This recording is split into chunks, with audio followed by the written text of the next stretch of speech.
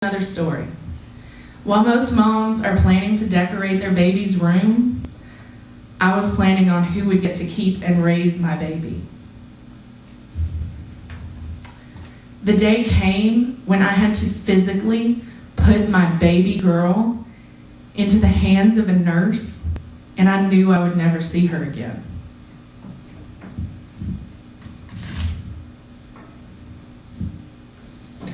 I know adoption was absolutely the right choice. How do you think you would feel in this moment? Unworthy? Unlovable? A failure? Romans 8:28.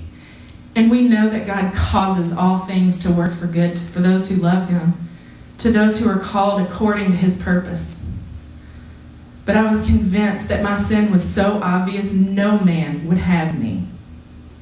Because of my choices, I had resigned myself to a life of loneliness. But God didn't want me, the failure, to be alone. He showed me through Ilko that men can be selfless, gentle, sensitive. I'm not usually sensitive. But then there came the real consequences. This piece of paper I've been tearing to shreds up here symbolizes my heart. Every sexual encounter or hurt from a man took a piece from it. By the time I was ready to give it to my husband, this is all I could give him. I couldn't give him any more. It was gone. The best man who could have gotten my heart fully couldn't. I couldn't give it to him. I had given it away piece by piece. When you dream about your husband or your wife, it's probably a happy dream. We all want to live happily ever after. While I'm incredibly happy with Ilko, I am definitely a mess. Can you imagine being with somebody for 10 years, not being able to trust whether he will come back from work or not? Thinking he might fall in love with a good girl at work? Or that he'll look at me and see me for everything that I've done? My marriage has not been easy. Slowly I'm learning to feel true security, and Ilko always comes home. And we have 2 incredible kids.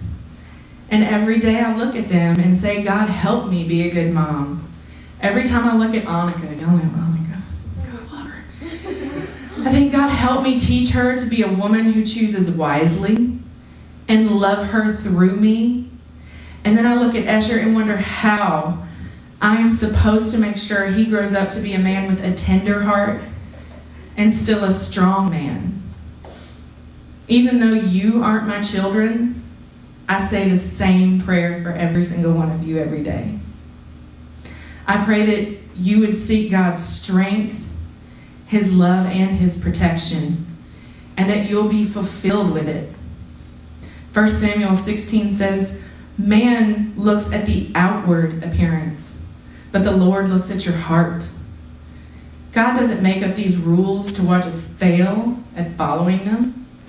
His purpose is to protect us so that when we see our husbands, we can give them our whole heart and not some shattered piece of nothing that you chose to do to yourself or somebody else chose to do to you. Now, I know that some of the things in my story were not my choice, but it was my choice how small this thing got. This is not what I wanted to come to my husband with. And I just pray that you ladies and you gentlemen would remain that way, and that you would take this to the man you're supposed to be with for the rest of your life. I have a question. Are there any people at your school, now this is just dumb, because I know the answer, that you're like, oh yeah, she's easy? Everybody got one in mind? Yeah. And how is that person looked at your school? Right, and that was me. What are you doing to make sure she doesn't grow up and have to go through what I did? If I had found these Christian girls that I found later in life in my high school, If I had found you guys in my high school, the rest of that stuff probably wouldn't have happened. So what are you gonna do? Just watch them walk by? Laugh at them? Talk about them? Or are you gonna invite them over?